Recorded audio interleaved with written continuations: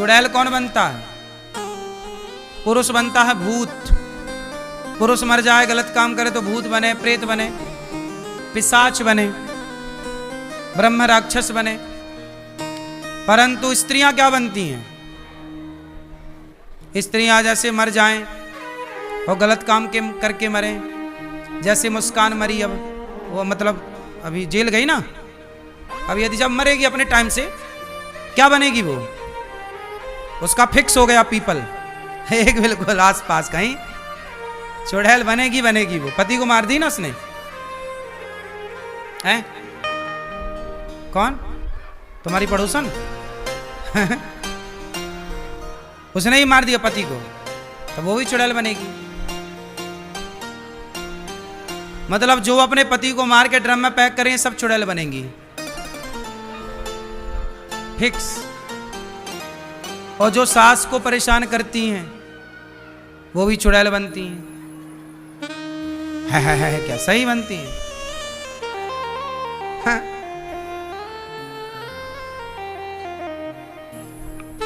चुड़ैल बनेंगी, चुड़ैल।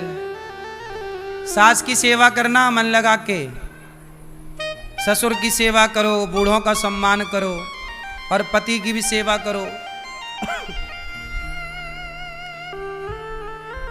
और जो पुरुष अपने माता पिता को नहीं मानता, परेशान करता है, और जो पत्नी को परेशान करता है, कुछ पुरुष भी पत्नियों को कुकर में पका देते हैं, नहीं? पुरुष भी तो पत्नियों को मार डालते हैं कुछ लोग। फिर क्या बनते? वो पुरुष बनेंगे भूत, प्रेत। तो सारे लोगों के लिए भगवान ने सब व्यवस्थाएं कर रखी। भूत पिशाच निकट नहीं आवे, ये सब भूत प्रेत तो होते ही हैं, तब ना लिखा तुलसीदास जी ने। सब योनियां हैं, सब कर्म दंड तो भोगने ही पड़ेंगे। बचेगा कौन? बचा कौन है कि तुम और हम बचेंगे? इसलिए मेरी मां, कर्म गलत ना हो, कर्म गलत ना करो। शंकर पार्वती बैठे अब बड़े भाव से,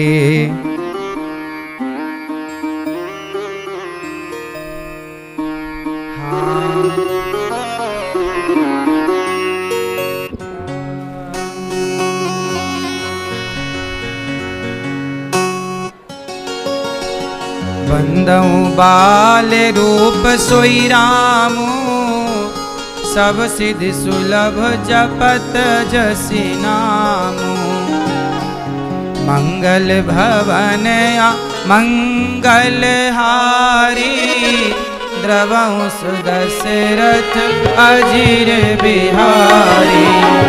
मंगल भवन मंगल हारी, द्रवहु सुदशरथ अजीर बिहारी।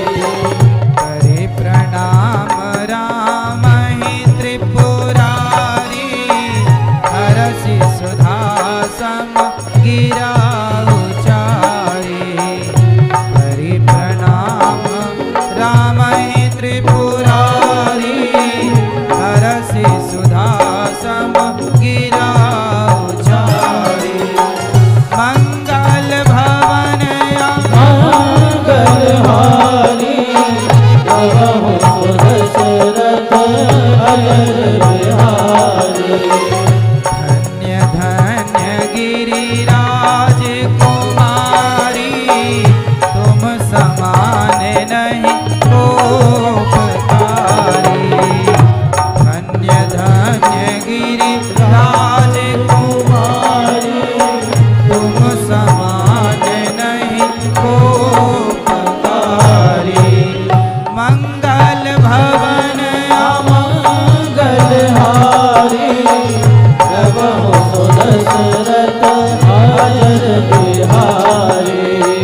मंगल भवन मंगल हारी, द्रवहु सुदशरथ अजीर बिहारी। शंकर जी से माता पार्वती प्रश्न कर रही हैं कि हे भोलेनाथ, ये बताओ कि ये राम कौन है? एक राम दशरथ का बेटा। राम कौन? तब माता पार्वती से शंकर जी कह रहे हैं कि पार्वती जी आपने बड़ा अच्छा किया कि आपने हमसे प्रश्न किया। आपने प्रश्न ना किया होता तो हमारी वाणी से भगवान की कथा ना निकलती। अब देखो ना, हमारी मैया जी कथा ना कराती, जब हमारी मैया कथा ना कराती तो फिर कथा हम कैसे सुना पाते, कैसे कथा होती? तो हमारी मैया श्रीमती रेणु बख्शी जी, आपने कथा कराई तो कथा कहने का हमें मौका मिला। आपने कथा कराई ही ना होती तो फिर कैसे हमें मौका मिलता? तो कुल मिलाकर के हमारी मैया ने कथा कराई। भैया आपके पुत्र श्री नितिन बख्शी जी चले गए घर। श्रीमती पूजा बख्शी जी हैं गई, पूजा जी। बेटी दामाद कौशिन बख्शी जी, विधान जी, जालान जी, रजनी भट्ट जी, रीता कोल जी, रोमिला जी और राशि बख्शी जी, शशि शर्मा जी। लाजपत नगर मैया वहाँ से आई हैं।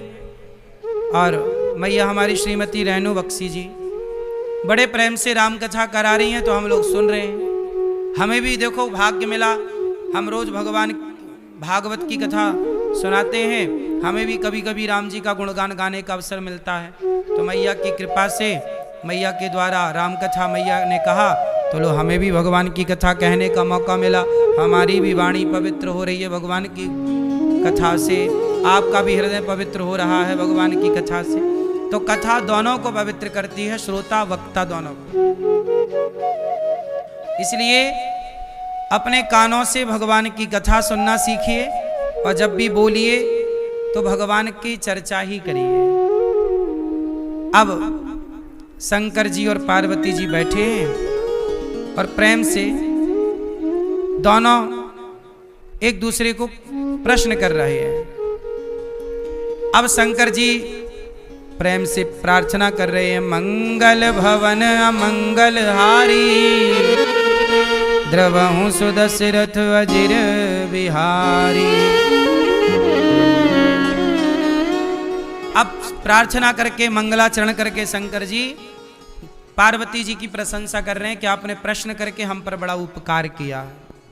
आपने रघुनाथ जी के बारे में पूछा है, तुम रघुवीर चरण अनुरागी, तुम्हारे हृदय में भगवान के प्रति प्रेम है, तब तुमने ऐसे प्रश्न किए हैं, परंतु ऐसे प्रश्नों कोई करता नहीं। पार्वती जी से शंकर जी कह रहे हैं, जिन हरि कथा सुनी नहीं काना, श्रवण रंध्र अहि भवन समाना।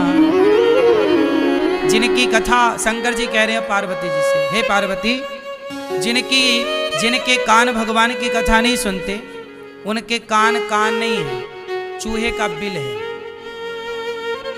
इसलिए कान तब सार्थक, कानों की सुंदरता सोना पहन लेने से नहीं है। लोग तो पूरे कान को छिदा लेते हैं नीचे से ऊपर तक और पूरे में सोना सोना सोना पहन लेते हैं, इससे कान की सुंदरता नहीं है। कान वही सुंदर हैं जिन कानों को रोज कथा सुनने को मिले, रोज भगवान की कथा, वो कान सुंदर है। कान जिन हरि कथा सुनी नहीं काना, वो कान जो कथा नहीं सुनते वो तो केवल चूहे के छेद है, बस कान का बिल चूहे का, कोई मतलब नहीं। और नए नहीं संत दरस नहीं देखा, लोचन मोर पंख कर लेखा। आंखें किसे देखें? भगवान को और संतों को, भगवान के भक्तों को। संत मिल जाएं, भगवान मिल जाएं, भगवान के भक्त मिल जाएं, तो आंखों से उन्हें देखो और देख करके ऐसा भाव रखो कि हमारे भीतर भी इनकी तरह भक्ति कब आएगी, हमारे अंदर भी इनकी तरह भगवान से प्रेम कब होगा। तो आँखों से भगवान को देखो और संतों को, भगवान के भक्तों को देखो। यदि नहीं देखा, आजकल आँखों से लोग किसे देखते हैं? ताकते रहते तुझको सांझ सवेरे, है ना।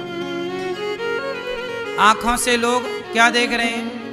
ताक रहे, देख नहीं रहे हैं, ताक रहे हैं। जबकि हमारे यहाँ ताकने को मना किया गया है। देखो भालो तको मत, बोलो चालो बको मत, खाओ पियो चलो मत, खाओ पियो छको मत, चलो फिरो थको मत।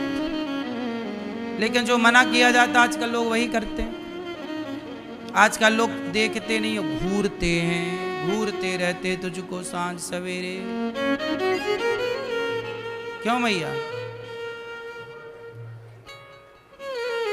अच्छा, मोर पंख में भी आंख होती है कि नहीं? छोटी सी मोर पंख में ध्यान से देखो, एक छोटी सी आंख सी बनी रहती है।